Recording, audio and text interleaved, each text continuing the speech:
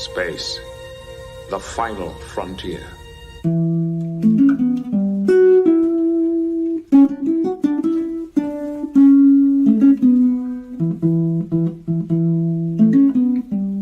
Blue skies smiling at me,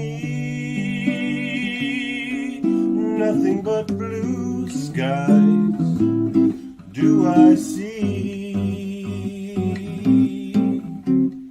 Never saw the sun shining so bright, never saw things going so right.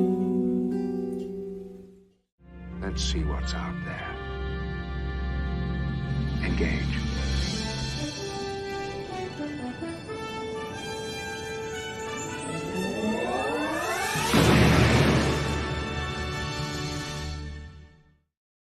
Hello and good afternoon / evening. Star Trek: The Next Generation, Season 1, Episode 25, Conspiracy is over. And it has been since May of 1988. But we're just getting started here on Live Long and Podcast here in the year 2024 for our live stream review as we continue our mission to watch every episode of Star Trek: The Next Generation and talk about it and review it, give it a rating. I'm Dave Mader. This is a live stream here on Facebook, YouTube, Twitch. We got a great panel to break this all down. Once again, we have the inimitable Kevin Millard with us. I'd rather just hold off. Oh, Wait okay. till we get... Okay, hold off. Yeah. Hold off then. Then we got, of course, Jody Simpson. Did you introduce me to my wife, or was that my sister? I don't really want to speak about this right now. Oh, Let's- okay. Let's do it in okay. person. Right, of course. And last, but of course not least, it is the great Davan Skelhorn, the great pumpkin himself. Well, you know, I would feel a lot better if we could have this conversation on Ditalics B. Hold on a second.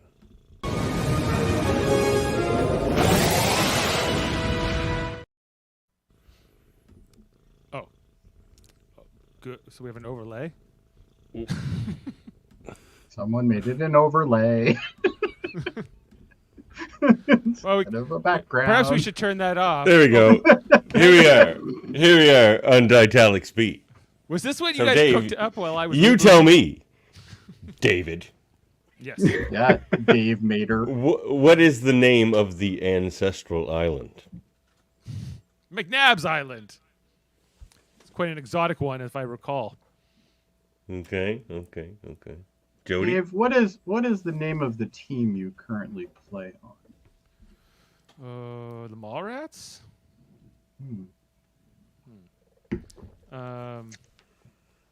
Well, What is the trivial debate safe word? cinnamon banana? That's Dave. Yeah. Yeah, I'm It's convinced. Dave. Okay, we can talk about this then. Just wanted to We make can sure we all are who all we say we are. Good things there. You know, this is almost like Dominion War-esque kind of questioning, except for blood screenings. It's about, do you remember what happened yesterday? Just wait, Dave. The blood screenings are coming. Well, we don't have to hang around in this stupid cave anymore.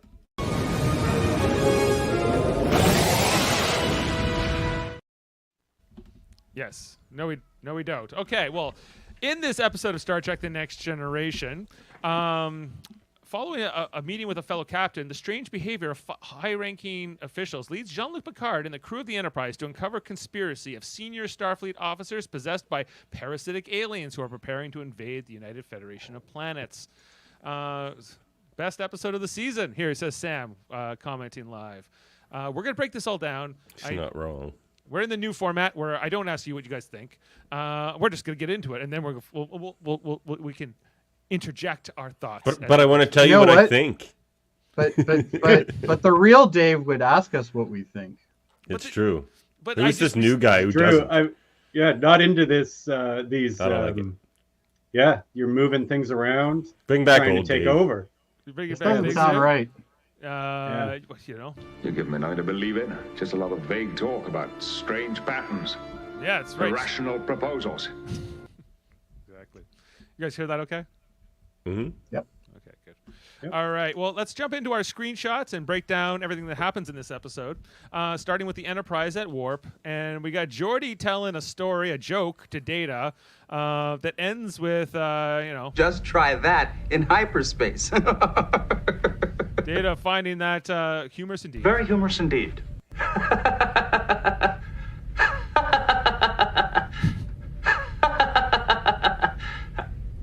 These look like press shots. Yes, exactly.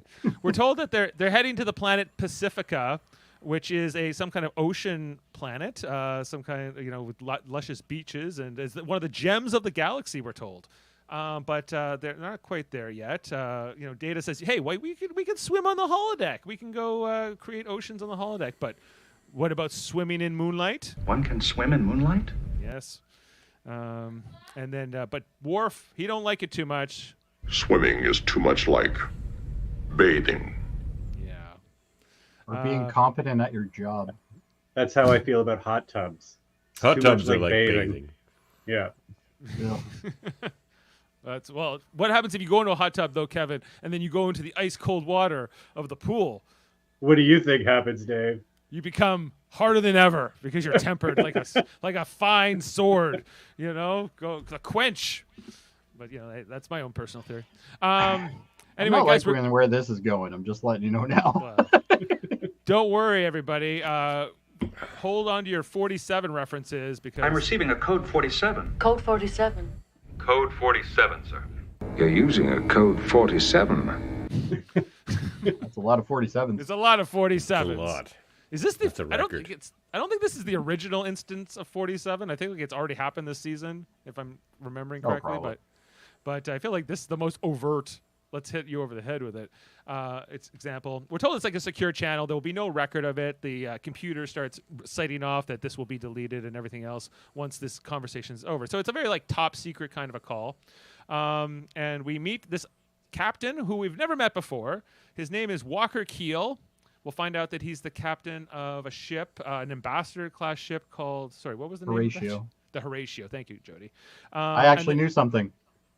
It's amazing. Great. Everybody else couldn't- seems to know about I must not be the that's real Walker one." Keel's ship. Oh, Walker Keel. Oh, Walker Keel's here. That guy's a kidding? legend. Good old Walker Keel. I don't know if he's Yeah. ever Guy's a mentioned legend. again, but he's apparently... Because he's dead. Well, he's dead, Dave. Well, I know he's dead, but he used to be alive. In memoriam, they never speak of him. They speak more about Jack Crusher, who's been dead longer. Sure. But I guess he's Wesley's dad, so there's a reason.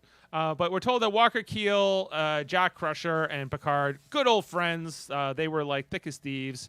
We'll find out that Walker Keel was the one who introduced Jack Crusher to Beverly. But before we get to that part, Walker says, "Hey, I need you to meet me on this planet.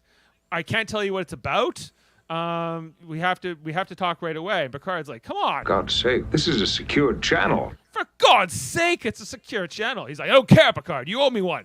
Come on, you know that." I also want people to acknowledge how much of a prick Picard is in this episode because I love it. He's cutting people off all the time. He's telling people to just do their fucking jobs. It's great. I love it. Picard's got the robe here. He's showing off the chest. This is not like he's not in the mood to mess around Set here. a course for intercourse. Well, yeah. Oh, Walker Keel's a heavy actor. He's just like, tell Beverly I said hello. No. Just like, okay. He looks like he's taking a crap. My favorite also later in the episode is when the other captain, the woman captain who's infected with the parasite, she says the one thing that Tryla Scott. Yeah, what the one thing the two species have in common is a love for the dramatic. Yeah. And stunt doubles. Yeah, exactly. Well, we'll get to Oh those. yeah. Oh my! I got the stunt double stuff, and this is so Stunt funny. doubles are fantastic. These old early TNG episodes were not meant to be seen on high def screens. No, they were not No. anticipating that. Holy crap! So he's like, meet me on this I think planet. even the little alien had a stunt double. It didn't look like the same one crawling up his arm at the end. Oh yeah. You for mean the sure. stop motion claymation one? Yeah. Yeah. Totally different color than the rest of them. Yeah. Mm-hmm. But the basic pink one. the summary here is that the Walker Keel says, Picard, meet me on this planet. Don't tell anyone you're going. Don't even tell Pacifica that you're not coming on time. And and that's it. That's our teaser for the episode. Get our credits, and we're right into it. We're on the bridge. Picard says, "How long will it take to get to this mining planet?" And he says, "I don't know, like 6 hours." He's like, "Set a course, and don't tell Pacifica we're not coming. Just don't log it. Don't log it. No record of this." So the crew's obviously a little bit weirded out by this. They're not quite sure what's going on, but they're going to go. Riker's like, "Can you not see the dent in my chin? I am not happy." Yeah. Can't wait to cover this dent in my chin, he said. Soon you will never see it again. Exactly. So they're going along Commander here. Denty Chin, they'll never call me after season 2. We're going to cover that with a beard. Don't worry. I wonder if Pulaski used that thing that they used in Orville to make the mustache. I wonder if they used that on him. The follicle stimulator. Yeah. Yeah. Also to make Seven's hair grow later on. Yeah. She's out of the Borg. They All have right, the fellas, technology. look, that's already enough Orville references tonight. Ah, Laying you it on a shut little thick there, fellas. Come on. A thick mustache. Dial it back. Dial it back. Yeah. Big, thick mustache. You'll be admired by many. So the Enterprise warps to this planet, going pretty fast, and then Data is, researching the planet. Riker's like, "What's up with this place?" Well, there's not much going on there. It's a mining planet that doesn't rotate. Half the planet's super hot, half of it's super cold, and the mining is kind of in the middle, but it's not very busy. It's a sweet cave in the middle, though. I love Riker asking, Why the devil are we going to this planet? "Why the devil are we going to this planet? It's a lifeless." In a manner of speaking, it is nothing but a lifeless hunk of rock, a useless ball of mud, a worthless chunk of... Thank you, Data. Yeah. So Everybody right cuts here. I off like everybody Data in this episode. one. This is one of the best ones of him actually kind of acting like Data. Yeah. Yeah. No, he's good. So the Enterprise is going along. They say we're approaching the planet. There are 2 other ships here, and a third one is coming in. We're told 2 are frigates, and the third one is the Horatio. Worf's like, "They're not answering hails." He's like, I never told you to hail them. Stop hailing. There's no communication. Rick's ship is the Thomas Paine. Thomas Paine and the third ship. Do you remember? Tryla Scott's ship, I can't remember off the top of my head. I would have liked to have seen them. She's the youngest captain in the Federation, but yet they give her a freighter. A frigate. No, it's a frigate. Frigate, sorry. Frigate's a little small ship. I know what a it's frigate not, is. It's not a freighter. Yeah. It's just a small. Yeah, small, like, small wait, Warm-up think- ship. like maybe no berth class or something. Is that would that be a Maybe, frigate? yeah. I don't know. No, I'm their trying to- frigates are their isn't the what is it, the Thunderchild in that one, Oh, that isn't could a be it. frigate? Yeah, I could see that being classified like that. Anyway, so Picard's beaming down by himself, and he's like, "You got the bridge, number 1. This is happening." Everyone's a little weirded out. But they're going along with this.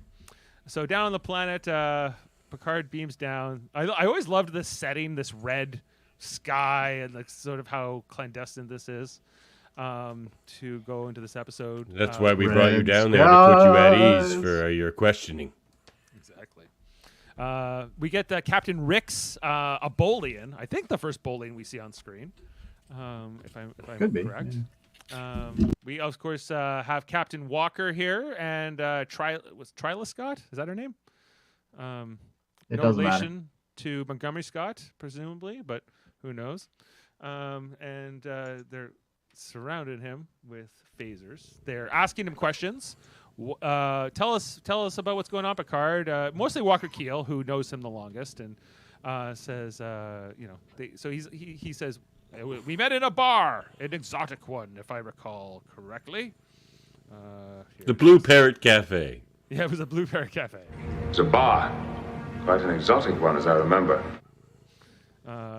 So he's like, "What about my sisters?" And we also find out he's the one. Like, well, you introduced Beverly to Jack. He's like, I damn well I didn't know Beverly back then. What the hell is this all about? What the hell is all this about? I love Picard in this episode. He's such a dick. Yeah, he's great. Love him. He formally introduces these 2 other captains. Of course, Rix, the Bolian, and Scott, the the youngest captain ever to make, or youngest officer ever to make captain. Is she really that good? Yes, she is. She's got a big ego, I can tell you that. Yeah, she does. I had forgotten that she was the traitor. When I watched this back. So so did I. Yeah. What happened to Captain Ricks? Do you think he lived? No, I think he got blown up with Walker Keel, didn't he? Maybe. I don't know. I wasn't quite sure about that part of it. So if anyone else, if these other captains of their ships survive, other than Scott's, I guess. And they say that there's something weird going on. Starfleet officers are going funny. Haven't you noticed anything? He's like, oh, I've been on the Outer Rim for a while. I don't know what the hell's going on. He's like, I don't trust my first officer, but my doctor says he's fine. But to be honest, I don't trust him either. I don't trust my doctor either. It was pretty great. You got problems, Walker Keel, that's for sure. Yeah, man. You got problems all around you. Right. But they have like a little bit of a goodbye here. It will turn out to be the last time that his good old friend will talk to him. We just met him in the episode, but tell Beverly tell Beverly, say hello. Tell her I'm also single. And it's like you have like communication devices. You could just like, hey Beverly, hello. Or write her a letter. An email, whatever. Yeah, whatever they're doing. Whatever they're doing. But yeah, he says goodbye, and they say, Picard, watch your back. Watch your back, Picard. Yeah. But he's a little skeptical of all this, but because, you can I'm amazed how clean that ramp is for a mining planet. Yeah, especially an abandoned one. Like, whoever cleans this place up is fantastic. Well, that's good stuff. It's Federation. So the Enterprise. Nice gantry they have there. Picard goes up to Council Troy about what's happened. And, he's only confiding in her, not even in Riker yet at this point. He explains that him and Jack Crusher and Walker Keel, all great friends. Jack Crusher, may he rest in peace, and Walker Keel. Before various missions split us up, we were virtually inseparable. Whoa, hold on. Jack Crusher's dead? He's dead!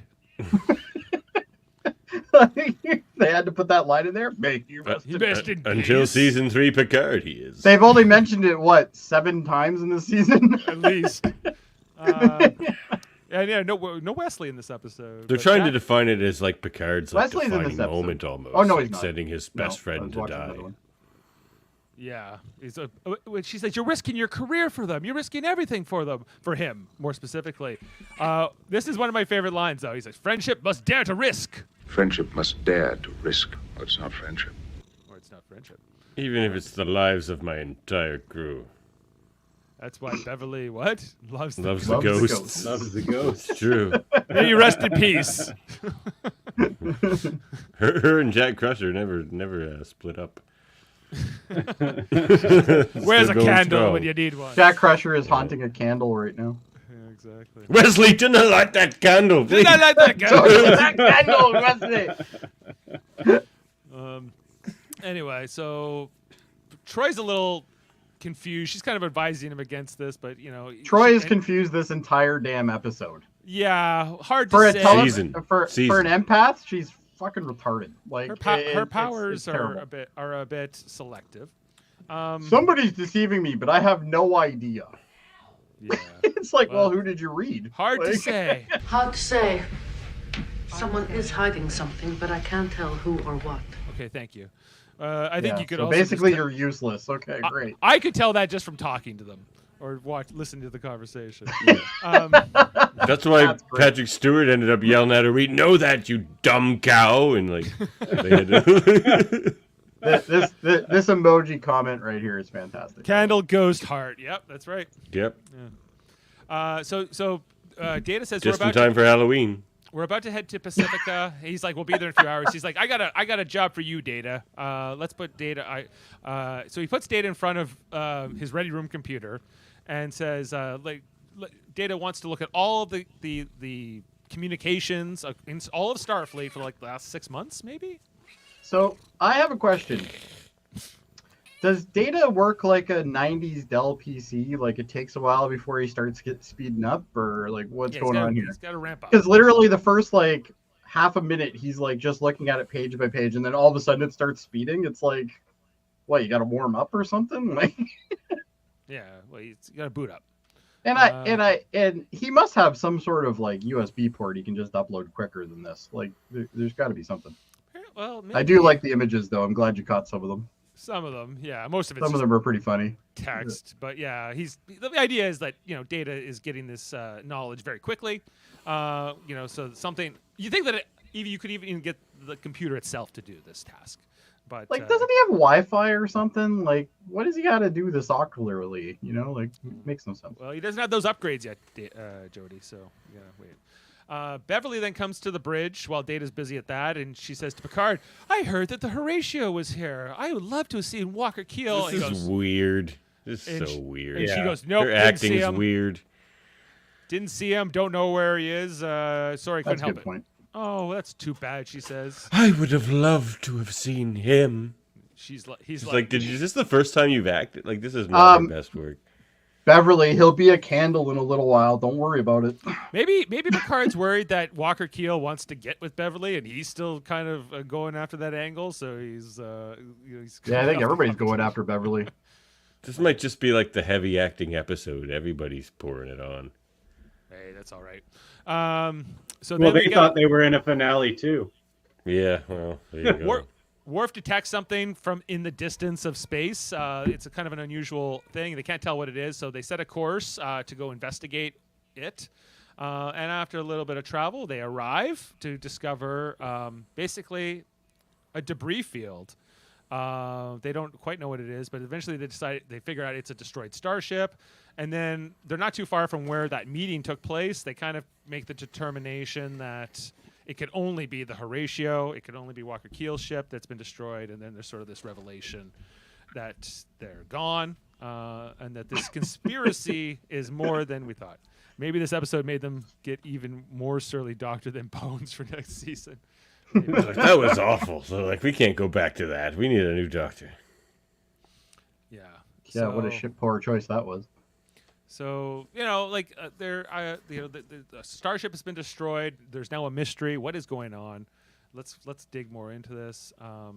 So after a little time jump, Picard then decides, okay, I'm going to tell Riker everything about what I know so far. Riker a bit skeptical. He's not super into it.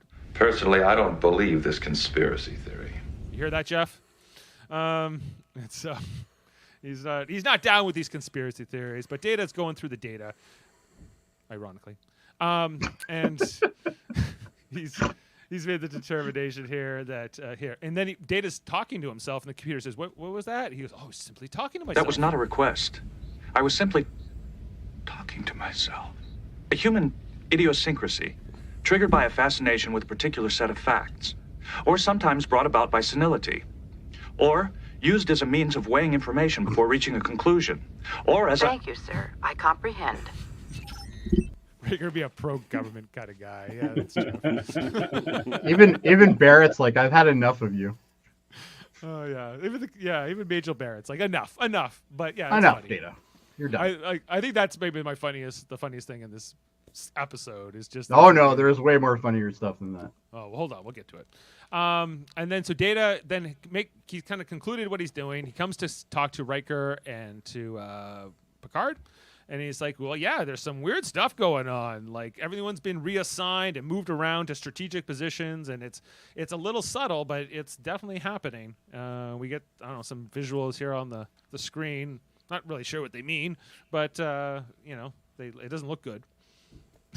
There's red stuff. A clandestine attempt to control vital sectors." Yes, but I'm not quite sure why this visual is supposed to paint that picture for me. But, that's okay. And so they're getting into it, and Data says the left hand doesn't know what the right hand is doing. Starfleet's left hand did not know what its right hand was doing. There's definitely something here. And Picard says, this is a conspiracy at the very heart of Starfleet. This is something we have to do. We have to get answers. Let's go home and ask. So the Enterprise that was the scene that they purposely put in so they could use it for the promo for next week. You know what I mean? Yeah, maybe. Yeah, I used to love those promos that they would show. Like this next week on Star Trek: The Next Generation, and then they would do all. Yeah, that's how they would have ended it. They would have ended it with that scene. Yeah, that's true. It probably is if I watched this particular episode version of that. Anyway, the Enterprise heads to Earth, and they're not getting any response from Starfleet Command. Its lieutenant was jerking off its right hand. You don't want to know what that third hand in the middle of the Dojin hand was doing. I don't know if had we seen Earth yet this season? Had they been back to Earth at any point? I can't recall. I don't think so. I don't think so. It was kind of neat. And based on that screenshot, they're still not at Earth. No, they're at the moon technically. They're by the moon. Yeah. So Picard finally, I think, gets a response, and we get our panel of Badmirals, including Admiral Quinn, who we met, of course, back a few episodes ago. When what was that one called? Coming of Age. Where Wesley was taking the test to get into the academy. He didn't. Because he sucks. So they're saying, why are you here, Captain? You're supposed to be at Pacifica. He's like, well, I thought I'd come home and tell you some stuff. Talk to you. We see Commander Reddick. What's his name? Reddick. The other guy from Coming of Age. And he says something in the Admiral's ear, the Vulcan Admiral's ear. And so the one who played Chakotay's dad, but coincidentally in Voyager. Oh, yeah. And say, they're like, we're going to have a little conference. We'll call you right back. And then I was like, this is weird. Hey, what do you think, Troy? I can't tell. There's something weird going on. He's like, yeah, thanks. Okay. And then Worf's like, you can't trust them. You can't trust them. And then that's when they turn back on the Worf screen. an empath? Yeah. Worf, oh my God, he's so fucking terrible. Worf has more insight than Troy. I know, which is sad. Oh, here he goes. Is he going to go get the Worf thing so he can talk to me with his toy again? Exactly. Anyway, so they say, come on down for dinner, you and your first officer. We'll talk all about it. That sound good? Sounds good. All right. So okay, so let's just quickly address something here. Picard's supposed to be down at the conference in, 20 minutes, I think? That's true. They'd say 20 minutes. 20 minutes. But he has time to see the Admiral, talk to the Admiral, and show him around part of the ship in 20 minutes. Yeah, I feel like either Picard was late or he did that stuff very quickly. But yeah, so they go to meet Admiral Quinn in the transporter room. Kuchimoya, that's right. Kuchimoya. From the bones of my admiral father. We get some shots of Starfleet headquarters. Of course, this is, I don't know, well, maybe it's not obvious, but I'll point it out here, is that this is stock footage from Star Trek IV, The Voyage Home. Yep. But I think the only thing that's different about it is they've replaced that Federation logo with the more modern version on the building. Yeah, it is a slightly different version. Because the one in the movie, I think, was the older kind of style. Like slightly different, but yeah, you can even see some like of the Monster Maroon style uniforms here, but they're hard to make out. So it's a pretty good use of stock. Again, it would have been fine on TV. Yeah, it was fine on TV. It's still fine. But if you're looking closely, you can pick these things up. Anyway, then we see some feet walking along here. A guy with a case, clearly an admiral. What's going on here? The case opens up, and we see a big pink bug thing. Big pink cockroach. I don't know. Now, did anybody else notice that this was pretty well done, but yet we get gradually worse with these things as they progress? There's quite a because it's moving around and stuff. Are you talking about like the special effects of it? Yeah. It's not like yeah, when they move around, it's kind of like, I don't know if it's stop motion or CGI or it's probably stop motion, but a gummy bear. Yeah. He brought a big weed gummy. Exactly. It's an edible. This is kind of one of the first of a few misdirects that they do in this episode, where we see that he closes the case and we see this lieutenant commander walk up behind him, but I guess we're not really sure if Remick. We don't know that he knows anything. Yeah. That he knows anything. We think he's not pervious. He might not know, or he, we're certainly not led to believe he's hosting the mother parasite or like the beast inside at this point. Spoilers. I know. So Quinn gets beamed up to the ship, but he's got that sinister look on his face that only somebody infected with a bug would do. So he beams up to talk to Picard and Riker. They're like, last time we saw you, you said you were getting tired. He's like, I was tired of life, but now I'm cool. Everything's great. He's like, you said there was something horrible at the heart of the Federation. He's just like, I was just talking about immigrants. Either that or those Admiral uniforms. Right. He's like, what is this? What is this episode? If I gave you that impression, I'm so sorry. No, forget about it. Where's that Wesley kid? It's sad that even in a post scarcity society, we're still blaming immigrants for everything. Well, that confirms it. The United Federation of Planets is really just the U.S. What was that comment about the uniform? Yep. Those Admiral fumes are gay in a good way. I don't know if they're gay. Admiral Quinn doesn't like to talk about his flair. Well, I guess they have the flair. That's a lot of flair. True, but I don't mind this Admiral's uniform variant. There's others I dislike way more. It's even got the gold cuffs and everything. Yeah, it's ugly. It looks like an abstract painting from the 80s. Well, I think all the uniforms are in this style. Like they all got that weird pattern. Anyway, so Picard is saying, okay, Riker will show you around and take you about, and I'm going to head down to meet the other admirals. And he's like, okay, see you in a bit. And then Picard grabs Riker. He goes, yeah, let's talk. Look at that man in the background there. The man in the scant, Man in the scant. It looks good. Or not. That guy's been working out. You want to talk about looks good in a gay way? There you go. Could blow your head, Dave. Have a look at that. Yeah. Davan, would you want to rock the scant? Well, I have much hairier legs than this fella right here. He didn't miss leg day. Exactly. Oh, yeah, I heard Tiffany there. Anyway, so. Yeah, it's like a parenting nightmare. I'll be right back. Okay, no problem. Okay. So I think it was about Edith potty training. I think that's currently what's going on. Talk about turbo lifting. That's a good one. We got some good jokes here in the comments today. Yeah, we got some live comments going on. So Picard says to Riker, "That's not Quinn. He might look like Quinn, he might sound like Quinn, but that ain't Quinn. There was something definitely weird there." Anyway, so get Beverly to give him a medical evaluation. I don't care how you do it. He's like, he's an admiral. He's like, figure it out. This is one of the greater lines in this episode because Picard's just like, can you just shut up with your problems and get it done? Yeah, stop bringing me problems. Yeah, this isn't my problem. This is your problem now. Fuck off. See ya. Just, I don't care. Just do it. Just do it. Yes, he's having daddy moments right now. So Picard beams down to see the admirals. Does the whole Vulcan salute with this Vulcan admiral, which is nice. Which is fine. Yeah, I think that's fine. And of course, he kind of says hello to Remick. Okay, so this should have been a dead giveaway right here because he's smiling. Yeah. What the fuck? Nice to see you. And Picard's like, yeah, nice to see you. He's like, yeah, fuck off. I remember your Inquisition.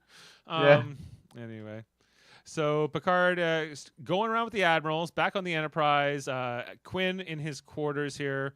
Riker comes to say hello. He's like, hey, what's up with the case? He's like, oh, we got a little fun thing in the case.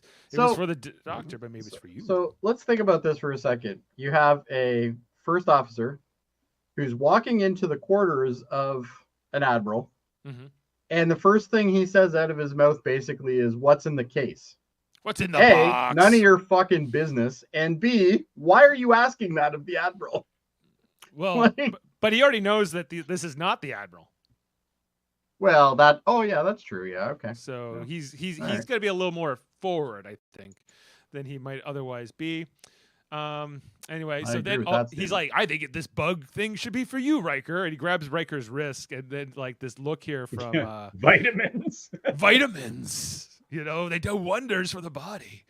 as he like throws Riker across the room here, or the no. His stunt double with a wig throws Riker across the thing. Yeah, and that clearly ain't Riker. And it's clearly not whoever plays the Admiral Quinn it's not him either.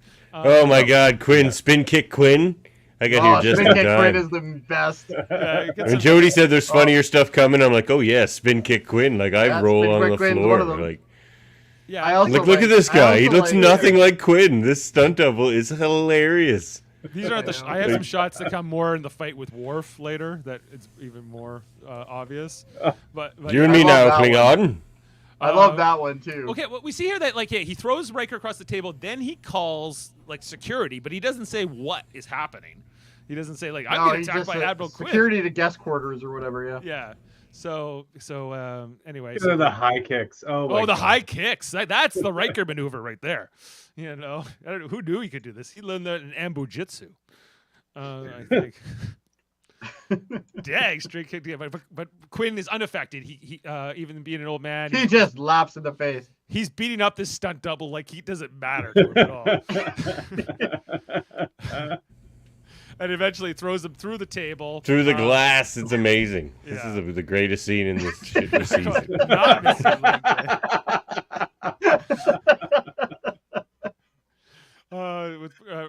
Quinn just looking over him, all like cocky here. So Riker on the ground. Like that's the moment he could have theoretically infected Riker, I guess, right? And so, everybody's standing in the exact same spot they were earlier. Yeah. And then because they never. I don't. Okay, we'll get to that in a second. But yeah, I just realized something that's a little weirder. Anyway, the Picard's down on the planet with these admirals. They're having Andorian tea, I think, is what we're told this is. Out of shot glass with stems on them. Yeah, I was like, is this an alcoholic beverage or just like just a normal tea? I get the impression it is an alcoholic beverage, but it's like they don't actually say it. It's like a Long Island iced tea, perhaps. Yeah, from Andoria. And anyway, they're I do like how the subtlety here I thought was great. Picard kind of questioning whether he should drink it, and then everybody's looking at him like, oh, wait a second, he might be onto something. Yeah, well, we'll find out that they already know that he kind of is onto them. But he says, they say a toast to the Horatio. He's like, yeah, the Horatio. That's what I wanted to talk about. Any idea? They're like, oh yeah, negligence of the captain, complete incompetence. And they're like, that's pretty obvious, huh? He's like, oh yeah. He's my best friend, and we had a three-way with definitely with Crusher. Come on. I wouldn't take a sip of this tea if I were him in this scenario. I think that it's He's like, are they trying to like get me drunk so like I can have? See, now we got the kids in. Now I gotta behave. Hey, he's fine. Are you going to the potty? Are you going to the potty? Yeah, hence the arguments, I think. This episode's going to the potty. Yep, this episode is in the potty. No, we'll see. We'll see. Sam says, "Hi, Edith." Then we get there's some good running in this episode. Guys, I always like some good running. Jody and Worf running down here. I guess this is the security attachment that is good running. That has no actual security officers involved. And that is the security attachment is the guy from Roots who does Reading Rainbow, and Worf, the most incompetent security person in the world. The best ever. Yeah. This is hardcore. They show up to the room and they go, "What happened to Riker?" He's like, "He just fell over. So weird." And then they're saying like, shouldn't we wait for the doctor to get here before? Jeff's right. This episode should be called Leg Day. Leg Day.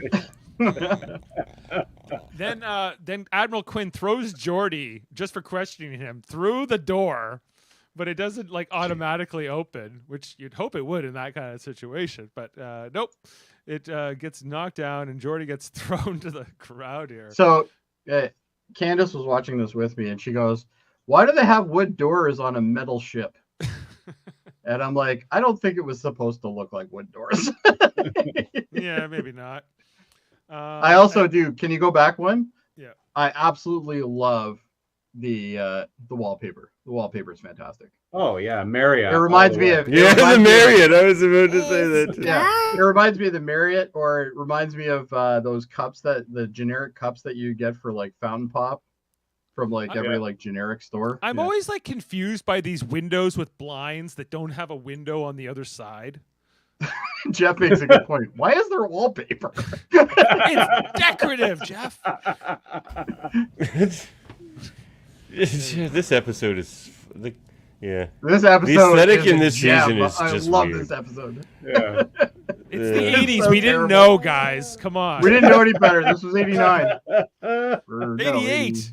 88. Yeah. Yeah. Anyway, so then Quinn's like, come on, Klingon, just you and me. And he's like, let's go. And so we got a little fight here between Worf and Quinn, or Quinn's stunt double, more specifically. I don't know what fight you saw, because there was no fight here. This was just fucking Klingons getting his ass whooped. Worf getting beat up, yeah. He's like, do humans fear, or Klingons fear death as much as humans? I'll show you. And then he throws Worf. Yeah, he goes, and Quinn's just like, no, I'll show you the wall. Yeah, throws him across the room. Worf out for the count. But just then, who saves the day? Dr. Crusher, who phasers Quinn quite a bit. That's what makes this episode amazing. Yeah, I'm really like I was always a little surprised by the sloppiness of this bug-infested Quinn, because he's like, does he not think he's going to eventually be overpowered by this ship?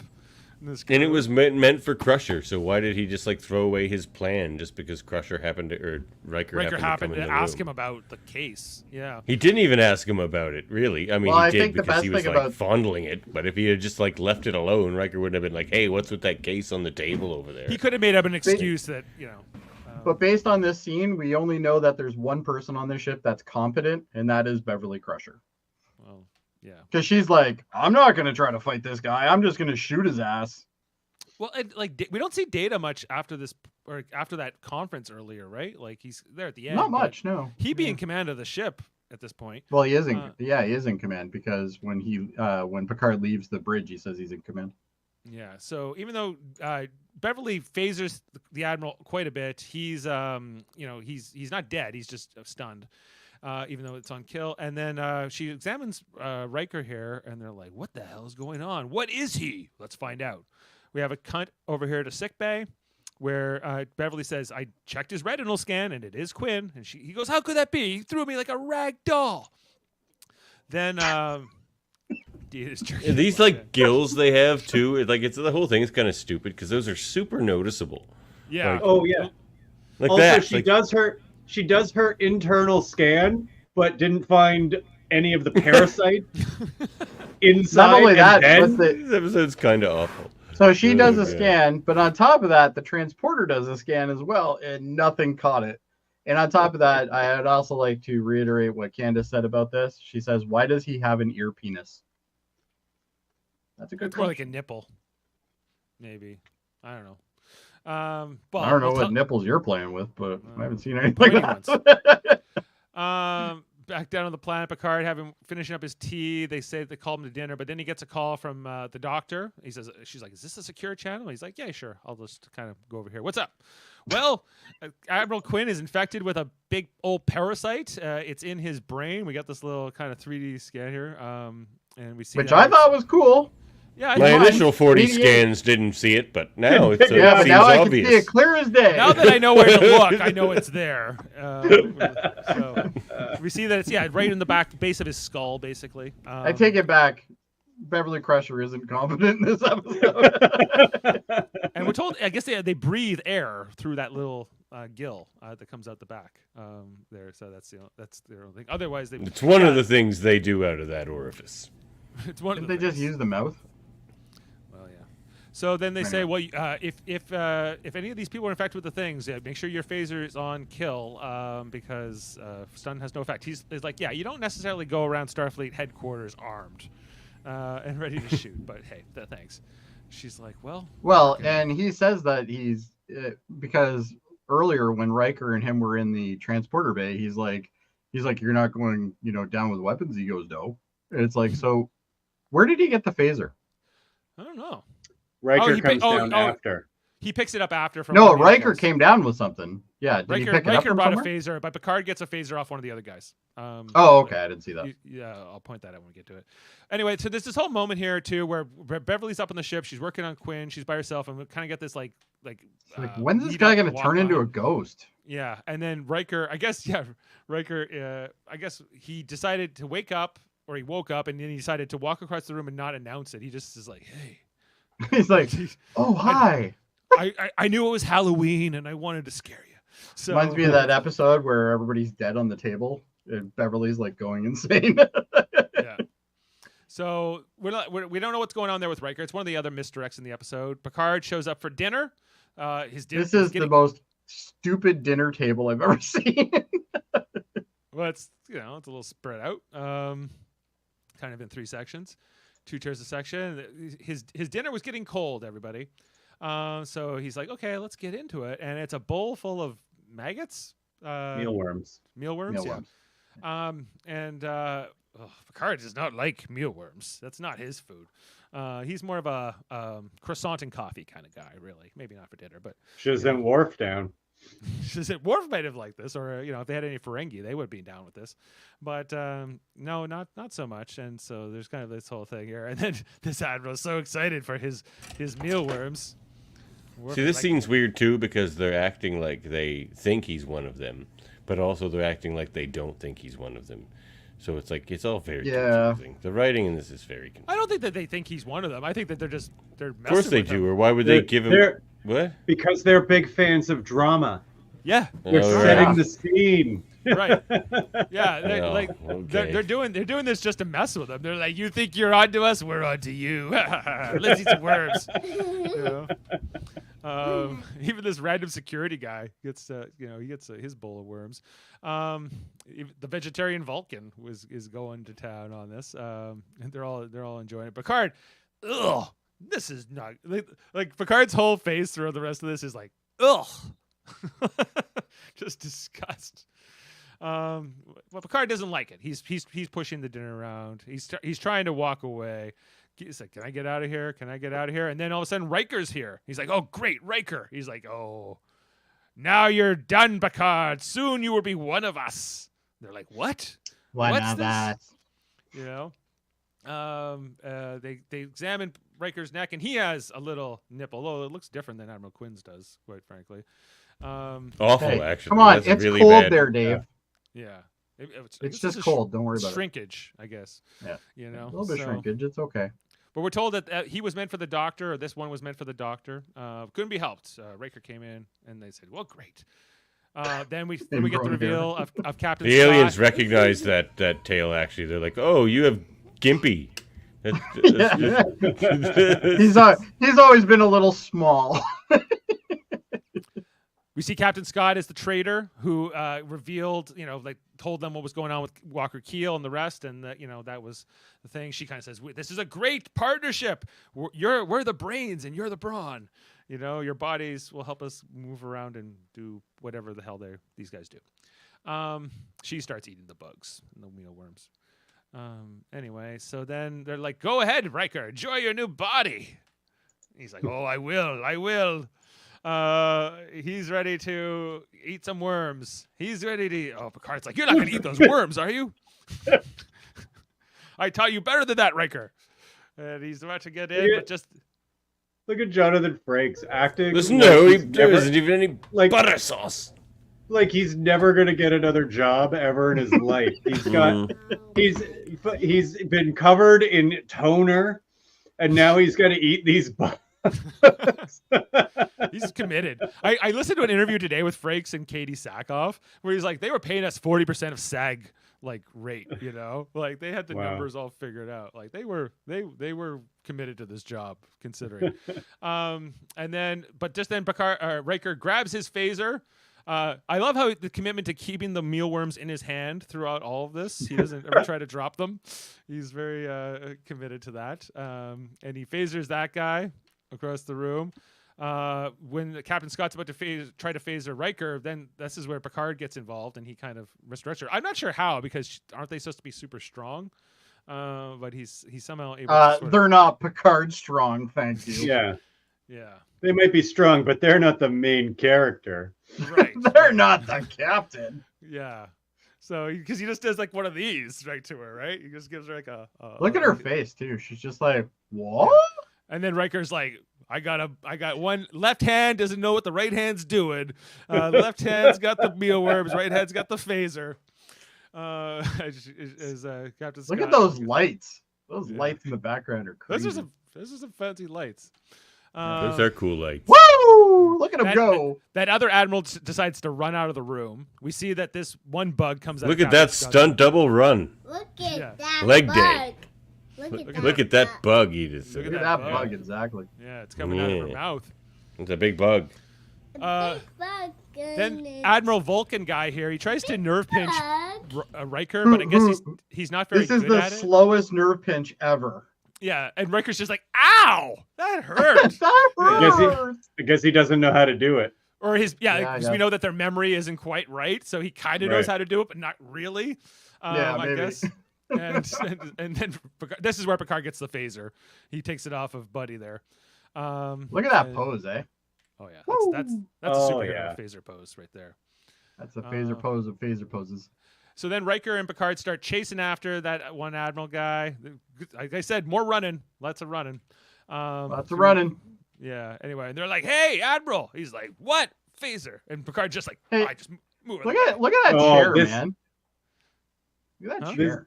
This dodging, and it's so good. Like Picard acts the dodge way before the best thing is Riker instead of dodging looks at it.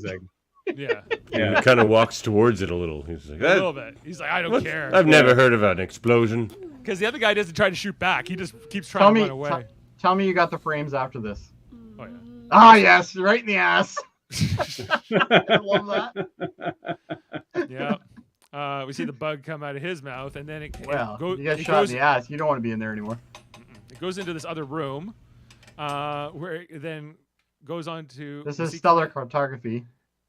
Yeah, Commander Remick here, looking at a map of the quadrant or something, and they're like, "Hey, Remick, there's a bug on you." He's like, "What?" Phased on each butt cheek. Yeah. Yep. I like how he's also in this evil emperor-esque chair. Or is this like I think that's the chair, the handy capable chairs that Admiral Jameson had that cost them $10,000. Yeah, $10,000 chair that doesn't work. Yeah. This is where the hands jerk each other off. This is what this chair is for. Yeah, you can see he's got this is a hand jerking chair. He's got one hand on each arm. It's that's how it goes here. Starfleet's left hand did not know what its right hand was doing. Right. Oh no, that time it did. Then they're like, "Hey, Remick, the bug." So, he's like, so hold on a second though. They watch this bug crawl up him, and neither one of them are like, "Oh, we're not going to do anything about it. We're just going to wait." They don't like Remick, remember? Well, Riker's about to phaser, and then Picard says, "Wait." Yeah, Picard's like, "No, we need hold on to until see we this. can blow him completely up." Yeah, we did. I want to be able to like make his head explode. Yeah, I think we definitely all needed to see this. I think this is like stop motion. Like I think Oh, that's yeah, how it's they for achieve sure. this. And it looks dated, of course, but because it's not the best. But I'll let go. It was the didn't even 80s. look good at the time. Didn't even look good at the time, but they had a limited budget.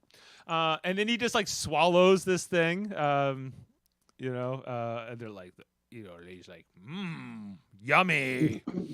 We see the tiny chamber. We see that, like, I think the special effects with his neck. I love his neck though. His neck looks amazing. That looks cool. I think that Eating the bug look cool too. This is good stuff. Yeah. This is chef's kiss. Picard's like, ugh. No good. Yeah, the neck going there. And he's like, we seek peaceful coexistence. They're like, yeah? No. Really? Okay. No.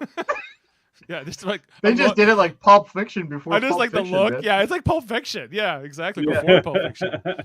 I'm wondering if Tarantino got it from that. I wonder. Because he's a big Star Trek guy, right? He is a big Star Trek guy. That's true. Yeah. And then they just start phasering Revik pretty hard here. They don't get him in the ass though. They're phasering him right in the face. Yeah, look at the I guess that's Riker's phaser. Oh my That- gosh. that is Oh personal. boy! Oh my. Oh Yeah. Looks like that Oh, guy my. from. Looks like that guy from Indiana That's Jones. So cool. Yeah. That's a legit reaction right there. This is the action right there. Yeah. Are you copying me? What a He's already better than you, Davan. Yeah. Then his I head, know. his head explodes into a. Oh, look at all them! Look at all them chunks. my gosh. I know. Indeed. Yeah. I You're right I on agree there. with you. that. That's something, isn't it? Out of the mouth of babes, as they say. That's rude. He's right. So cool. Mhm. And Picard's look here at the end. He's like, even after that, because then it starts How do you burrowing feel? out of his chest. This was a nice little What's touch. happening now? What's I like happening? What's happening? What's happening? Oh, there's a monster. What is that? Yeah. What is that? What is that? Yeah. That's my wife before coffee. And it makes like. Oh, these my. screeches, too. Jody's on the couch tonight. Picard's look here too. where- He's like, the coach has better lumbar Oh, support. I'm my. fine. I'm fine with that. What is that thing right there? It's not like she watches this anyway. Yeah, well, she's a little bit. So Oh, they my. they phaser this thing pretty much until it vaporizes. I love there. it. But look at the Oh, background my. part of this. Like, I think the monster isn't as impressive as The the dead body. the burnt body, yeah. skeleton behind it. Yeah, no, it's true. I never seen like a phaser do that to like anybody, right? Like either you get vaporized or they just die. But Well, that's when you're on a discount setting. I It's guess not so. when you're on full tilt. Yeah. Yeah, That's like the mid-range one. That's like I think they call that one turkey dinner. I'm not Nice. totally sure. No, it's never used turkey dinner setting on the phaser, until this thing just kind of finally dies. You got to give that thing credit though. It took a lot of phase before it died. Sure did. Yeah, and we even see like I guess all the That's little dead amazing. bugs. Oh, I said that. Yeah, they fell out of his ribcage. Yeah. There's all these little dead bugs at his feet too. I guess that fell out of the chest. Oh my. Yeah, he was a colony in there. it Is was a- that just that? Yeah, that guy had a rough day. But That guy had a rough day. Oh my. but apparently, so they said they couldn't remove the parasite while the mother creature was alive. But now that the mother creature, yep. Thanks. Now that the mother creature is alive, the Admiral Quinn's, I guess, just died, and anybody else infected with these things, you know. So I believe Dr. Crusher has to take his temperature. That thing. And then Riker's like, so we had to fool even you, Captain, that I was infected. I was got the parasite in me. He's like, I figured that out, number one, pretty good. I don't know why they had like. He's like, you know, though, Captain, I think I'm going to keep the neck nipple. I kind of like it. Gives me something. Well, you gotta it's remember like a in fidget season- spinner.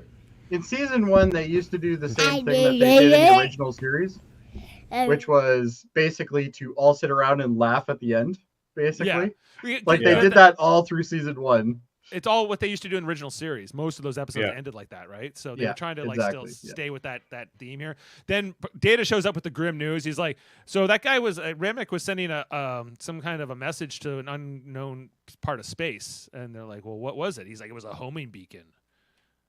Oh, that's all. Yeah, the best way to end an episode, but yet we never see any sort of follow up at all. There's still time. They could. I wouldn't mind some kind of a sequel to this episode in some form. But Sure. yeah, you know, I think that there's more to this. That's what they should have did with Picard season 3. Or Should have all been a big conspiracy. 100%. 100. yeah, that could have been fun. 100%. Right? But so there's kind of like this ominous ending here. The Enterprise is kind of going along, and then we just kind of zoom in on space here as The sound is great though. The sound is great. I guess it meant to be like maybe that threat's coming, right? I think eventually the Borg come along and other things come along, and they're like, we don't need to go back to this story, so they never do. But Sam's right. It was originally written to be. It was supposed to be a triology. A triology. Oh wow. Yeah. Well, Never Jody, happened, would you mind hitting us with some fun facts? Sure, I can do that. Thank you. We appreciate that, Jody. Close-up shots of the Starfleet headquarters banquet were live mealworms. The actors actually ate chow mein. So that was impressive. They should have made the method and made them eat real ones. That would have been better. Especially if they're only getting, what, 40% of SAG pay? Yeah, especially. And Dave was correct. This is the first episode of Abolian, the blue-skinned race from the Star Trek veteran director Cliff Bole. That's why they're called Bolians. Because okay, because Cliff Bole. Cliff Bole. I never put that together. Okay.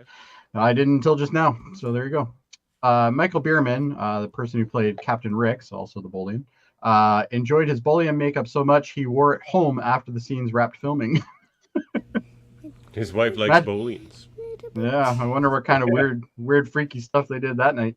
But anyway, Jonathan Frakes states that during the dinner scene, Mealworms did cross his lips. Toner in the mouth, mealworms, he'll do it all. Yeah. This episode contains the first mention of an Ambassador class starship. The Horatio was a member of this class, as was the Enterprise C. Right. So I guess we can imagine what the Horatio looked like before they blew it to bits. Yeah. Here's one for Davan. The desk in Admiral Quinn's guest quarters aboard the Enterprise D is later seen as the desk of Benjamin Sisko in Starfleet headquarters in Homefront from 1996 and Paradise Lost from 1996. That was a good desk. They gave him a good desk. That's a good desk for sure. The chair in which Remick is seated is a redress of the wheelchair used by Admiral Mark Jamieson. We spent $10,000 on this wheelchair that doesn't work. Yeah, they probably used it 20 times from here.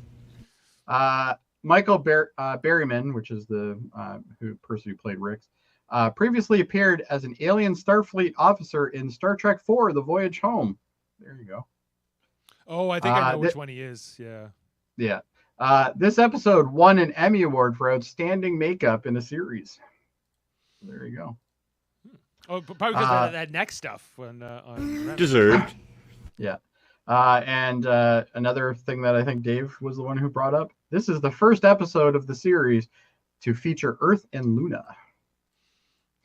Yeah. Like, I think in retrospect, I would have loved, like, if they'd done something to make the moon look more populated or something, you know, but it's So the doors at the headquarters for the dinner, where the dinner is served, is later used in season 2 onwards on the set of 10 Forward.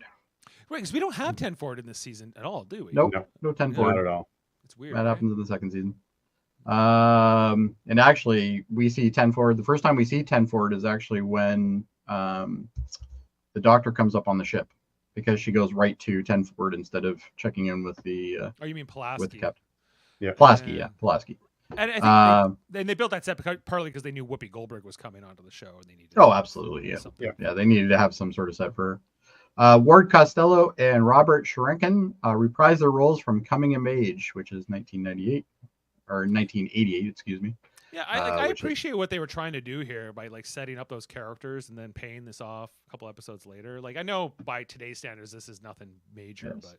And of course, as Dave stated earlier, the 47 reference in this episode is Code 47, which is the Starfleet emergency frequency for Captain's Eyes Only.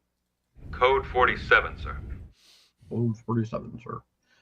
The director of this episode, Chris Bull, was a friend of makeup supervisor Michael Westmore. Cliff Bull. So the guy who won the award for makeup was the friend of the person who directed this episode. They were friends in high school? Cliff Bull and Michael Westmore? Yeah. What they say? Oh, wow. Yep. Okay. The opening credits of this episode include Dennis Crosby's character, Natasha Yar, who was killed off and didn't appear regularly after Skin of Evil. So there you go. What happened with her in this? Sorry, I didn't. She was still in the credits. Oh. She was still in the opening credits, even though she wasn't on the show anymore. And due to the, we'll end with this one, I think. Due to the very graphic violence that happens in this episode, the station which aired the show received complaints about the airing of such graphic violence. The only episode aside from this which had graphic violence included The Mind's Eye from 1991, Chain of Command Part 2, which is 1992, and Phantasms, 1993. Star Trek Deep Space Nine and Star Trek Voyager also had many episodes with scenes with graphic, with the stations airing DS9 on UPN, airing Voyager, respectively, got complaint from its parents as well. So this was one of the complainy episodes. Let them complain, I say. Let them complain. This is a fantastic episode. Yeah. Well, we're going to find out just how fantastic we all think it is. Let's throw our ratings down. I'm going to Davan first because he kept saying how much he doesn't like this episode. So I'm going to. Did I say that? I just said there's many things in it that's awful. Well, that would imply you don't like There's it. a lot of things that are awful in this episode. Yeah, there's just a lot of things that are super awful in this, but at the same time, it's still my favorite of the season because the problem with season 1 is most of these episodes just aren't very interesting or are really slow and kind of As you've boring. told me over and over. Well, and it's over. true. But when there's a good episode, my rating's always the highest. But like, I'm not gonna sugarcoat bad episodes. It's a disrespect to the good ones.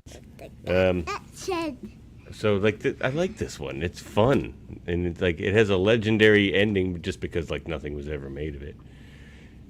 It's almost like in so bad it's good territory, like because it is well paced, so it's enjoyable. We're gonna get a number sometime soon, or what are we doing here? What, we never get to say what we thought of this episode now? We don't do it at the start. We don't do it at the end. We just don't talk about the episode anymore. We tell everyone the scenes that they've all seen anyway. We give it a number and we go home. Is that what we're doing here? That's what we're doing. Fascinating. I'm just bugging you. I'm going to give this one an 8. All right. Thank you. Kevin. I give Davin's tirade there a 10. That was perfect. Me too. Thank you. It was good. I like this episode. I'd give it a 9.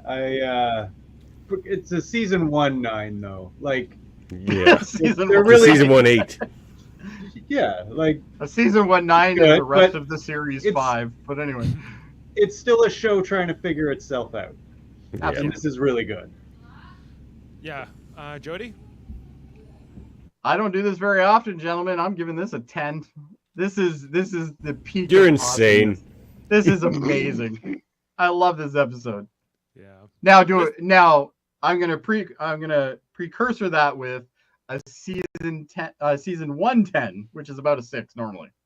So I'll tell you. No. In all seriousness, I'm not giving it a 10, Dave.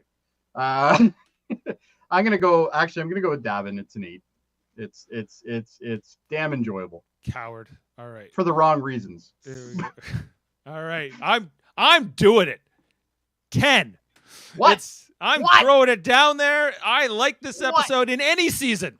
I'm telling you right now. Like, it doesn't matter. No, if I got this episode in season 5, I knew this was it'd coming. be a 0. Oh, if this was a season 5 I knew this episode, was coming. Sam's with me. Sam. All right, look, we're going back to Ditalics B for intervention. Here, hold on. No, you must dare to risk. Friendship must we're back. Me and Dave are on the same page. Yes, that's right, Sam. You have it. So we are averaging an 8.8. So that has to be the highest of the season so far. Yeah. Yeah. I think I'm the true hero tonight. What's that comment? The Stunt Devils were very obvious, however, story-wise and content, it was good in my opinion. I might be willing I to wanted take to off know more about the bugs. I might take off like a fraction of a point for like the stunt double shit, but like other than that, No, it adds to it. It's amazing. yeah, I love it's it's at least a 9.9 or 9.8, so I'm rounding up to 10. There's nothing about this I dislike, and I find the thing was exciting all the way through. I think what they did This checks off all the boxes. This has got action. This has got suspense. This has got terrible fighting. This has Troy not knowing how to do anything again. We got Worf getting his ass whooped for the first or many times past this. This is great. Crusher saving the day. I think that this episode is solid. Great. And I think what's actually amazing what they accomplish in just like this 45 minutes, like how much suspense and action and stuff happens, and like. Yeah, I always think of this as a 2-parter, and it's not. It's not, but it feels like one. What do you give this episode out of 10? 1, 2, 3, 10, 8, 7? Yes. Yes. She says all of them. All of the numbers together. So all of them. That's probably the most accurate assessment of this episode, actually. It's a 1, but it's also an 8. It's all over the place, Yeah. Gingiskan says, just seeing the old dude take kicks to the face and beat up 3 of the bridge crew. Like just that, it's Genghis Khan. Yeah, but he's supporting my rating, I think. It is actually Genghis. Genghis Khan. It's actually Chenghis, if you want to say it the proper way. The pronunciation Nazi. Once again, at works. So let's wrap it up. In a world of misinformation, I am a beacon of truth. That's right. But Dave, what's the next episode? Well, Jody, the next episode is the finale of season 1. Maybe not Davan's favorite. It's the neutral zone. The It's nobody's favorite. This is no one in the world of infinite possibilities. This is no one's favorite episode of Star Trek. Maybe. I don't remember it. So it's the one where they find a bunch of people on the sleeper ships, like that are frozen from being dead from the 90s. Low mileage pit whoopee. That's how people remember this episode. Oh God, yeah, that's a terrible. That's all you have to say. That's all anyone remembers from this episode. He needs a low mileage Like pit there's whoopee. the cowboy. There's the cowboy guy. What do you guys? I'm there for that podcast now too, and I'll tell you. Well, you're gonna have I to. love You that are the reintroduction of the Romulans. I love that final scene there with Mark Alimo as the Romulans like, we're back, and and we don't desire to know you. I think that maybe that southern guitar playing guy is not my favorite part of the episode or anything. The old guy's not good. None of those frozen people are good. That's the problem. No. There's too much of them in the episode. They're no, all I'm really not bad. gonna say they're great, but the episode has the stuff with the Romulans I find really good. Right, and those other 3 ruin everything. They ruin the whole episode. They don't ruin it for me enough. They take away from the episode, but they don't ruin it for me. So. You know, But I'll tell what's you better though, Dave? What's that? Tomorrow on Orville. That's right. On the Orville, Jody, Davan's favorite show. Davin's absolute favorite show. Yeah, we're going to be covering the next episode of the Orville. What is the episode tomorrow, Jody? Deflectors. Deflectors. Season 2, episode 7. Okay. Well, we're going to be bringing that down, with Adam Woodward and Kevin Millard tomorrow here. Of course, we're now in the thick of our season 5 Lower Decks reviews. We just did 2 episodes on Thursday, Dos Cerritos and Shades of Green. Go check those reviews out if you Green Orions. Green Orions. Green Orions. Blue Orions. I like the Skittles of Orions. Exactly. Where's that? It's pronounced. And it's pronounced Orion. Well, maybe. Green Orions. Blue Orions. Wow. So go check that out. Lower Decks Yellow is the stars. best. I gave that episode a 10. I give a lot of 10s out on Lower Decks. It's amazing. Yeah. Not so much on Next Generation. That's season 1. Not this season. No. Yeah, but It gets good. I'm not spoiling it, but this show gets good, people. it's already good. This ain't it. No. It's already good. not. It gets better.